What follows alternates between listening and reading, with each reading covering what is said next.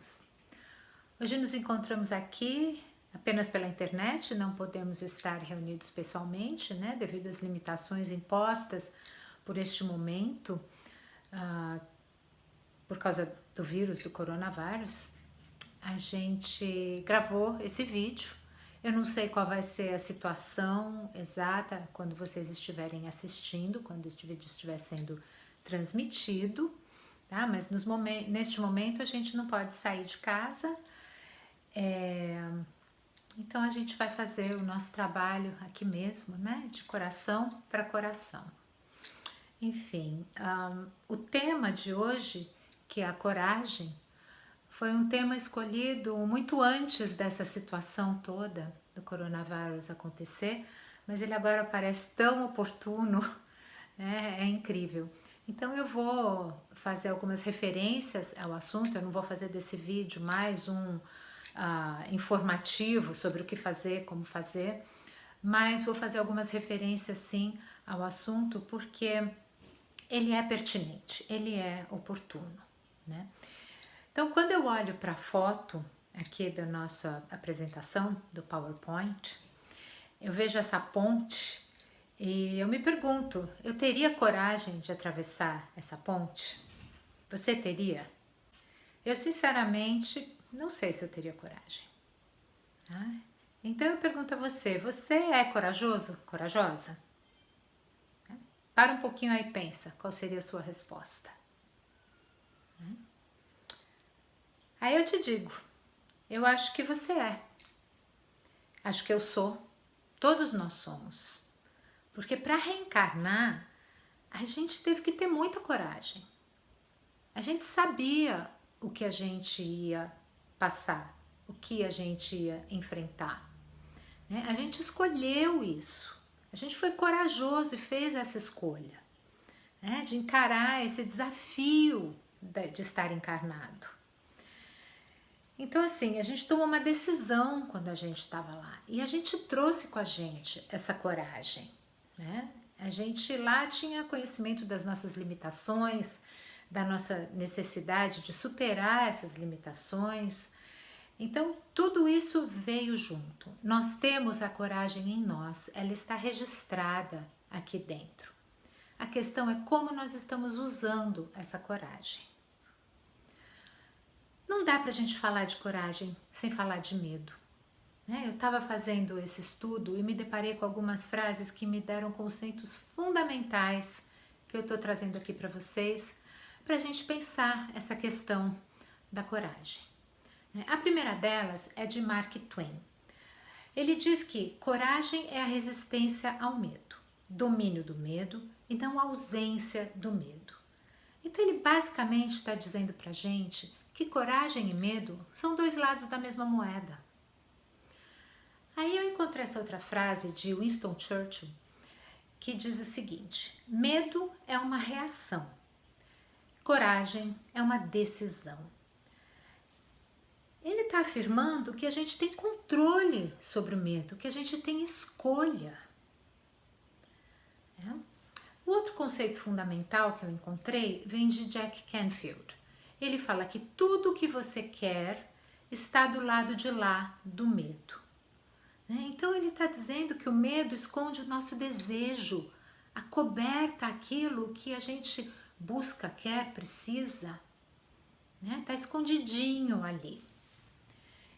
E Jung complementa isso dizendo que onde está o seu medo, está a sua tarefa. O que ele está dizendo é que é nisso que a gente tem que trabalhar, né? Ele dá essa dica pra gente, né? De que o nosso medo é onde reside a nossa tarefa, é o trabalho que a gente tem que fazer. Essa tarefa a qual Jung se refere, ela já havia sido mencionada anteriormente, trazida pra gente no Livro dos Espíritos, na questão 132, que diz respeito ao objetivo da encarnação. Aquela que a gente tomou a decisão cheia de coragem para fazer, né? E que decisão foi essa? Foi a decisão de participar da criação, de trabalhar para o aperfeiçoamento, né? Fazendo assim a nossa parte na marcha do universo, em sintonia, em colaboração com todos. Isso, se a gente olhar o que a gente está vivendo agora, isolado nas nossas casas, isolado a gente não está porque a gente está em comunicação pela internet, a gente está apenas isolado fisicamente, mas estamos mais cientes do que nunca da nossa responsabilidade com o coletivo. Então essa questão diz respeito a isso. Mas para o caso aqui do nosso estudo com relação à coragem, a gente tem que ter coragem para entender, claro, que nós somos responsáveis por tanta coisa que é o coletivo, mas a gente quer pegar a questão do aperfeiçoamento, né? Porque ele nos mostra, né? Ele nos diz que a coragem e o medo são apenas meios para um fim. São parceiros que trabalham juntos. Veja bem, o medo ele pode nos paralisar, mas ele também nos leva a nos conhecer melhor quando a gente usa da nossa coragem para explorar as nossas verdades mais profundas. Então, assim, tem o conhecimento da nossa coragem e tem o uso da nossa coragem para encarar os nossos medos, para explorar o que eles significam, o que eles estão acobertando, quais são os nossos desejos por trás dos nossos medos. Então, essa parceria, ela é um meio para um fim. Qual é esse fim? É o nosso aperfeiçoamento. Então, vamos explorar um pouquinho os nossos tipos de medo, para a gente começar a trabalhar nesse autoconhecimento necessário para o nosso aperfeiçoamento. Nós separamos aqui 2 tipos básicos de medo. Eu vou ler no slide para vocês e depois a gente vai comentar um pouquinho mais. Então, o primeiro tipo de medo é aquele que acompanha ameaças ao nosso corpo físico e acelera a nossa relação mente-corpo, possibilitando sobreviver em situações adversas. Então, esse é aquele medo que nos faz fugir do urso na floresta, e nos faz pular se a gente encontra uma cobra no jardim, ou que nos faz congelar diante de uma arma num assalto. E o segundo tipo de medo, vou ler aqui, é o medo de rejeição e inadequação, que nos direciona a curar velhas feridas e buscar a sabedoria nelas contidas. Então, esse é o medo de não ser amado. E esse é o medo que permeia todos os nossos medos emocionais. Ambos os medos estão diretamente relacionados. E nós vamos ver como é que isso tudo funciona. O medo, ele vive nas sombras. Ele está lá escondidinho por vergonha. A gente tem vergonha de ter medo. A gente tem vergonha daquilo que o medo está acobertando. A gente ignora, porque a gente ignora o medo por ignorância dos potenciais que ele tem. Aquilo que a gente viu, que o medo acoberta o nosso desejo, ele acoberta coisas que são importantes para a gente. Ele acoberta potenciais para a gente desenvolver. Ele acoberta justamente aquilo que a gente precisa explorar, precisa encarar. Então, ele fica ali, quietinho, nos envenenando, nos influenciando. Muitas vezes a gente nem percebe, mas a gente age em função do medo, em função até de manter o medo lá quietinho, escondidinho. E a gente se utiliza de expressões muitas vezes socialmente aceitas, como a raiva, a braveza, a valentia, E a gente expressa desse jeito, a frieza, a gente se torna assim frio, inatingível. Então, ou a gente é aquela pessoa que ninguém pode falar com a gente, porque a gente já mostra as garras, Só que a gente tá lá morrendo de medo lá no fundo, Ou a gente fica aquela pessoa gelada que cria uma barreira e ninguém atinge, e lá dentro do nosso iceberg pessoal, a gente tá lá escondidinho, quietinho, morrendo de medo. Essas são expressões socialmente aceitas. O exagero delas é considerado patológico, tal, mas a gente vai convivendo. Quanta gente a gente vê assim, com quem a gente convive, que se expressa assim, que vai se distanciando das emoções, vai se isolando em si mesmo para acobertar esse grande medo que está lá escondidinho. Tá? Isso tudo, às vezes a gente acha assim, nossa, a pessoa ela é forte, porque olha como ela é firme em se posicionar, olha como ela é firme, não que as pessoas firmes em se posicionar não sejam fortes, mas às vezes ela está escondendo nessa raiva, nessa braveza, nesse jeito de ser, de nossa, eu não vou nem trazer esse problema para meu chefe, ou para minha mãe, ou para o meu filho, porque ele vai estourar em cima de mim. E a pessoa está lá se escondendo e não vivendo aquilo a que se comprometeu viver. Então, não encarar os nossos medos, se esconder, se deixar intoxicar pelos medos, é uma irresponsabilidade, é uma atitude inconsequente diante do compromisso que a gente assumiu ao reencarnar. Esse compromisso de se trabalhar, de se aperfeiçoar, de aproveitar essa oportunidade de estar aqui. E a gente sabe que medo também gera ansiedade. E o que é ansiedade? Ansiedade é viver no futuro. Então a gente sai do presente e a gente fica lá tentando controlar o futuro, tentando prever o que vai ser, tentando se preparar para o que será. Um pouco do que a gente está vivendo hoje nessa situação do vírus, que faz a gente fazer compras, nos fez fazer um pouco mais de compra e se preparar, mas uma coisa é se preparar para uma coisa previsível, outra coisa é perder o sono por causa disso, ficar tentando controlar, comprar exageradamente, enfim, a gente deixar de lidar com o presente, com o que está acontecendo no presente e ficar lidando com um futuro que ainda não existe. Isso é o que gera ansiedade. Aí a gente não se aguenta, não respira, não dorme, fala sem parar ou não consegue nem falar. Enfim, são várias manifestações da ansiedade. Ou uma outra forma da gente estar lidando com o nosso medo, que é a depressão. E que é o quê? É a gente estar lá num lugar do medo do passado. Ao invés de estarmos no presente, é estarmos tentando controlar ou mudar o que aconteceu no passado no presente. O passado passou, a gente não tem como mudar o que passou. Mas a gente está preso, está atado àquilo que aconteceu e a gente não consegue estar vivendo aqui, estar presente no presente.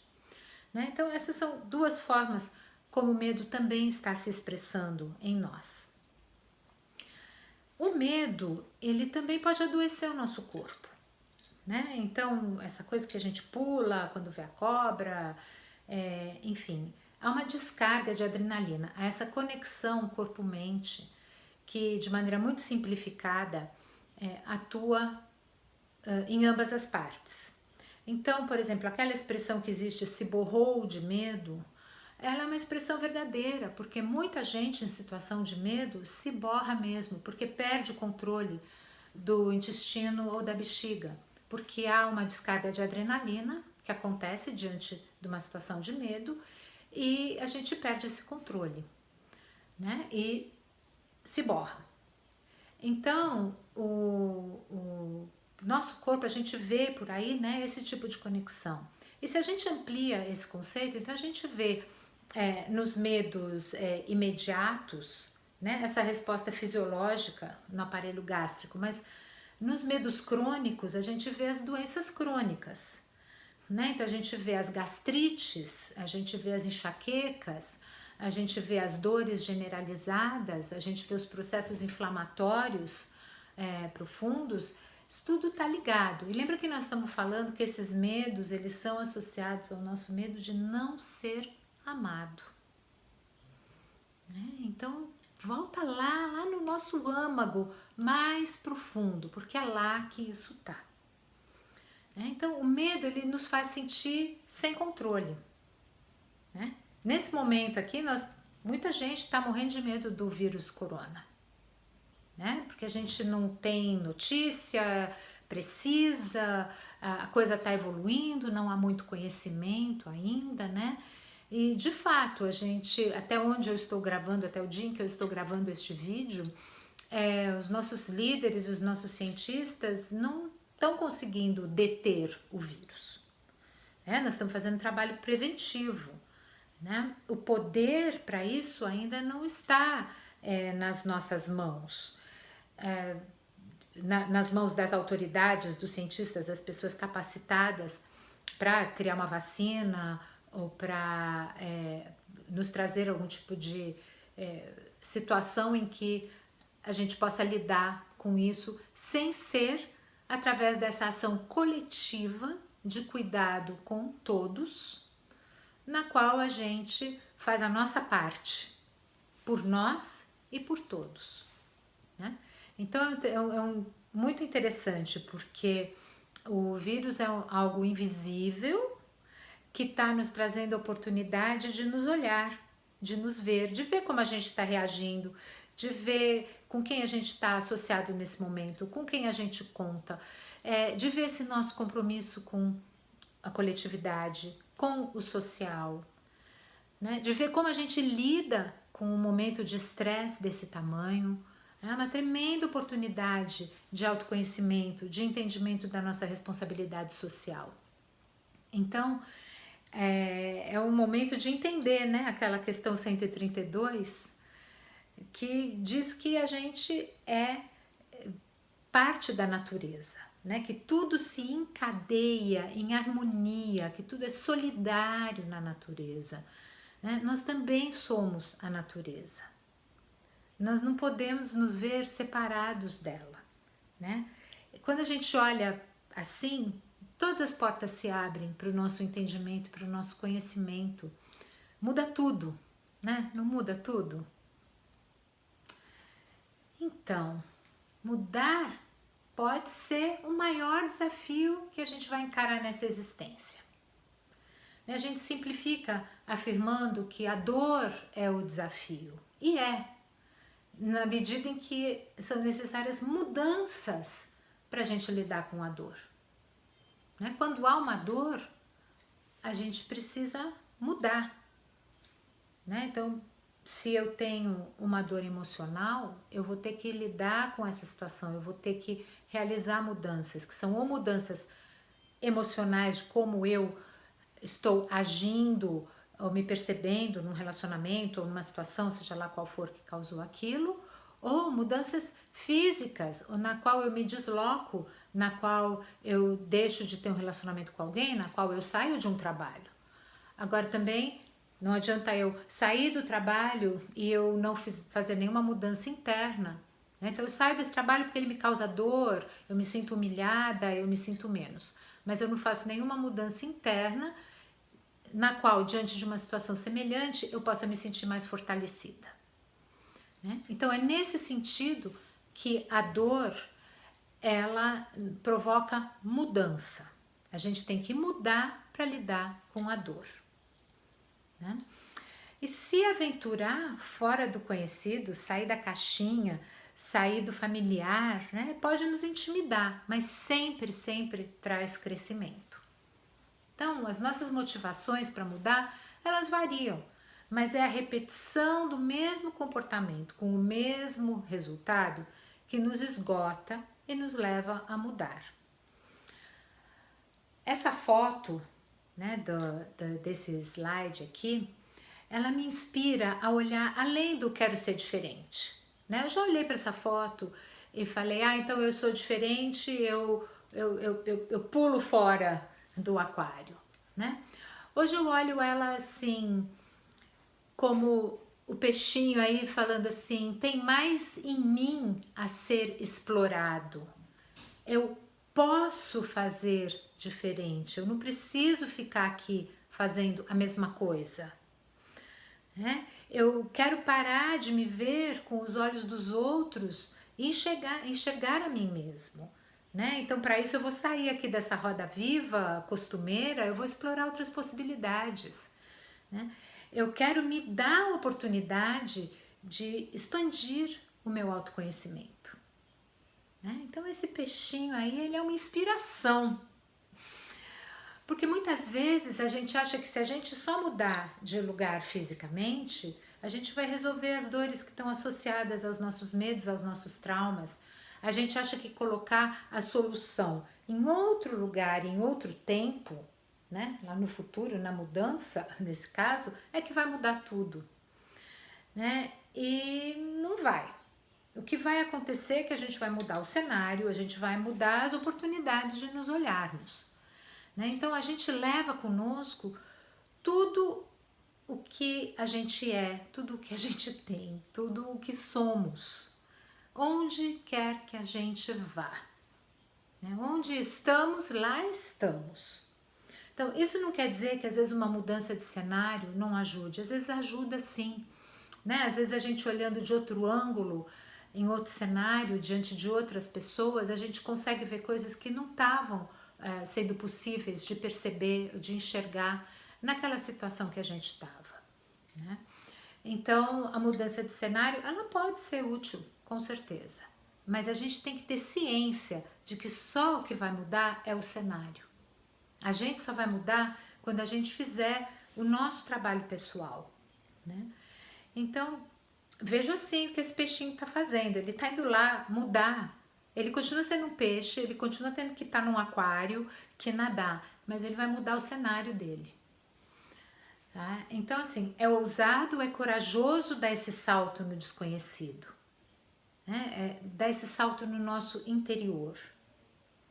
Vamos lembrar que a gente se apega àquilo que a gente faz repetidamente, seja lá o que for. E que mudar é desapegar.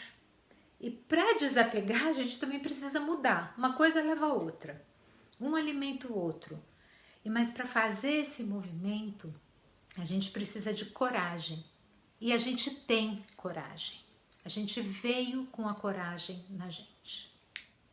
No cenário atual de isolamento físico, da quarentena, a gente está se deparando com alguns desafios que são bem comuns, mas que ficaram muito, muito evidentes nesse momento, né? Saímos às compras, foram feitas compras excessivas de alguns itens, ou de muitos itens, e pessoas ficaram sem, né? Faltou para algumas pessoas, desde água, papel higiênico virou piada nas redes sociais, né? O exagero da compra, né? E o que isso representa?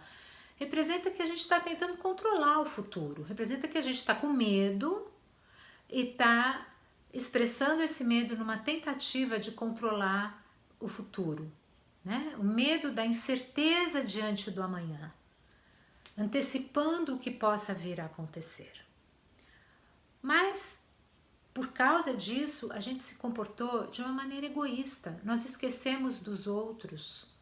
E foi um salve-se quem puder.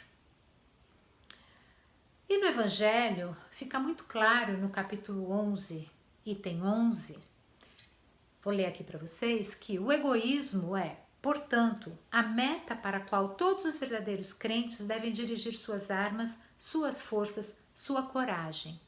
Digo coragem porque ela é mais necessária para vencer a si mesmo do que vencer os outros. Olha só. O ser humano é tido pela ciência como um ser que tem baixa tolerância, que tem aversão à incerteza.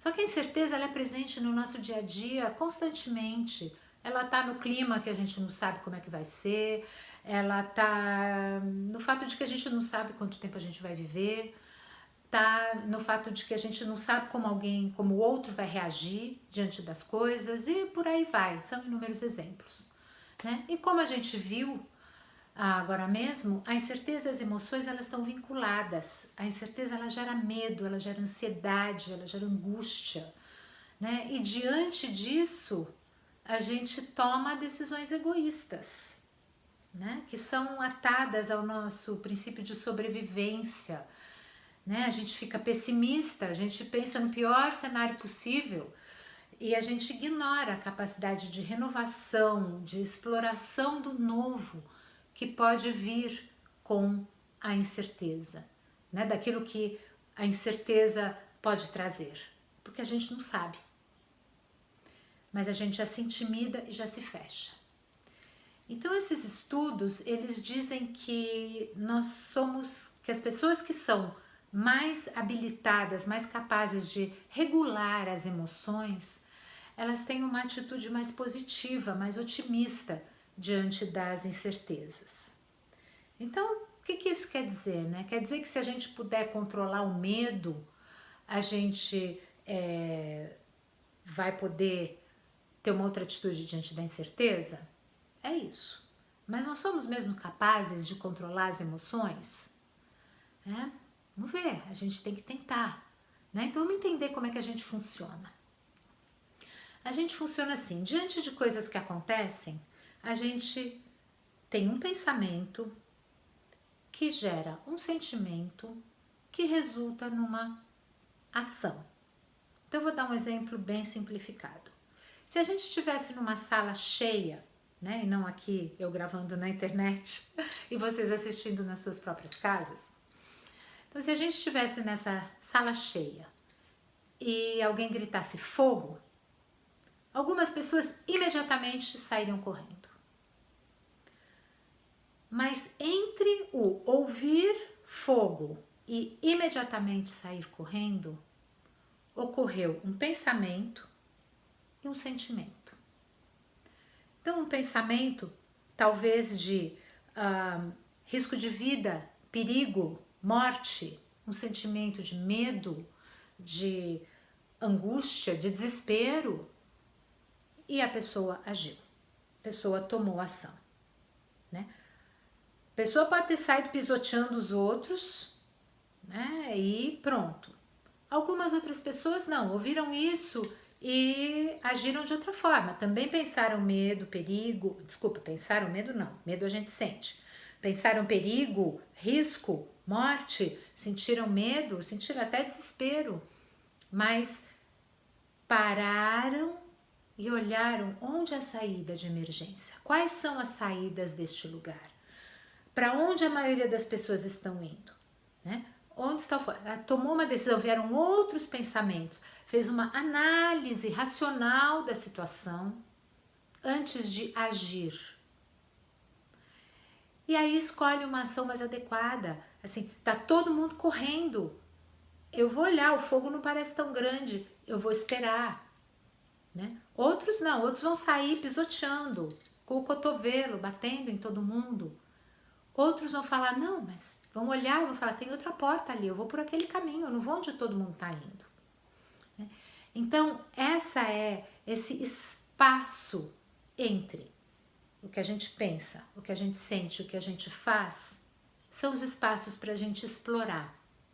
E a gente pode explorar esses espaços de qualquer ângulo. A gente pode explorar o que a gente pensa, a gente pode explorar o que a gente sente com relação ao que a gente pensa e a gente pode explorar o que a gente faz com relação ao que a gente sente. E isso é o que nos inicia na habilidade de regular as emoções. Né? É não deixar que as nossas emoções nos controlem, mas que a gente controle as nossas ações. É a gente poder se mover, agir de forma que a gente não sinta que o controle está fora da gente, mas sim que ele está na gente. E essa é uma ação que, diante das incertezas, faz toda a diferença. Porque se eu compreendo aqui, eu não tenho certeza. E eu sinto, tenho medo porque eu não tenho certeza. Mas eu volto aqui e falo assim, mas tem muitos potenciais a serem explorados. Eu volto aqui e falo, eu tô sentindo medo, mas eu também tô sentindo esperança. Tem mais coisas que eu tô sentindo diante disso. E eu começo a explorar isso antes de tomar ação. E isso faz toda a diferença. A grande diferença é que quando a gente entende que os pensamentos geram emoções e que resultam em ações, a gente está se autoconhecendo e a gente pode usar o nosso livre-arbítrio. Quando a gente conhece os pensamentos, conhece as emoções, a gente fica livre, a gente pode colocar em prática o nosso livre-arbítrio. E a gente não é mais dominado pelo que está lá fora. Esse controle que eu estava falando, ele passa a ser nosso.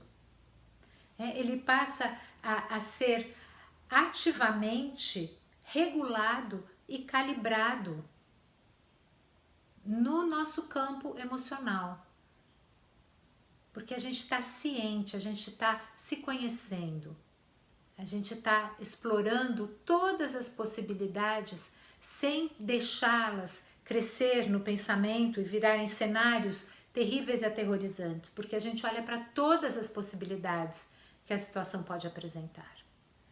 E isso faz diferença. Exige treino, a gente tem que ir praticando nas pequenas coisas do dia a dia.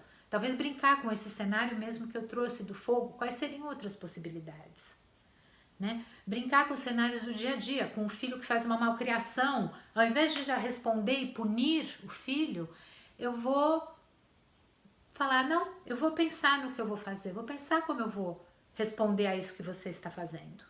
E pensar no que você sente, pensar quais são os outros pensamentos, como isso se relaciona com a sua história de vida, pensar que tipo de mãe ou de pai você quer ser e como você quer agir naquela situação. Né? Então, isso é estar ativo, isso é estar presente, isso diminui a ansiedade, isso diminui a depressão, né? Porque a gente está presente no presente, a gente está com a gente está consciente, não tem nada externo nos controlando, né? Ou se tem, a gente está ciente do que é e como funciona, e nós estamos utilizando o nosso livre-arbítrio. Então, como na foto aqui desse slide, né, o primeiro passo é encararmos os desafios do jeito que eles são, né, nos ocuparmos de nós mesmos, do nosso autoconhecimento, num ato de grande coragem. E para nos inspirar, ninguém mais do que o grande mestre Jesus. Né? Então, Emmanuel, no capítulo 16 do livro Roteiro, através de Chico Xavier, nos diz o seguinte: com Jesus, porém, a paisagem social experimenta decisivas alterações.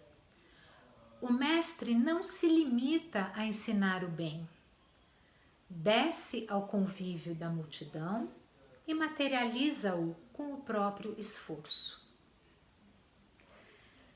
Jesus vai para a ação. Ele nos dá um exemplo de coragem imenso, porque ele sabia o que ele ia passar aqui. Mas ele também sabia que isso não era tudo, que havia muito mais. Ele não vem falar, ele vem agir. Ele sabia que, dando exemplo, ele estaria nos inspirando a explorar esse imenso potencial que existe em nós. Nós estamos diante de uma circunstância global, planetária, que nos oferece uma grande oportunidade de colocar em ação a coragem que em nós habita.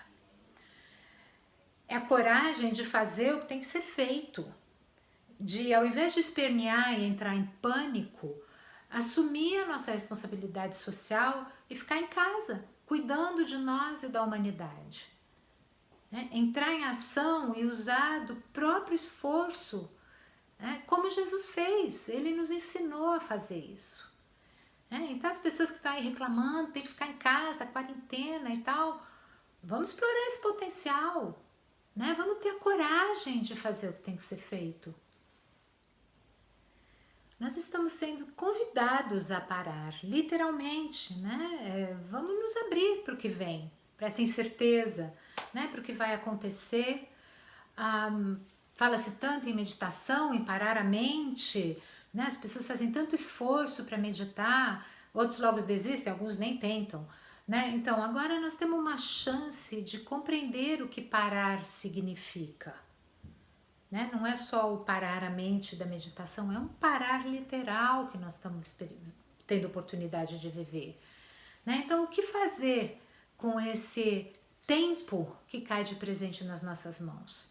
Tempo para ficar em casa com os familiares, para descansar o corpo, para arrumar a casa, colocar coisas em dia, para avaliar nossa postura diante de relacionamentos, tempo para se pegar julgando os outros e compreender que só dá para cuidar da própria vida, não dá para cuidar da vida dos outros, né? É um tempo para se autoconhecer, para entender as nossas aflições, para começar a mudar.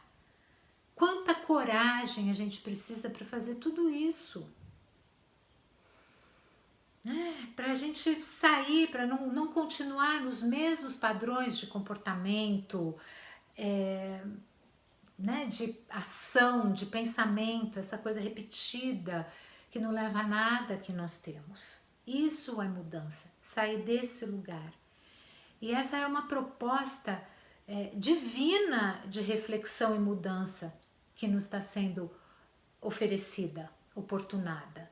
Né? A gente pode continuar se anestesiando com álcool, drogas, excesso de alimentos, sexo sem conexão, são tantas formas, jogo, excesso de atividade física, né?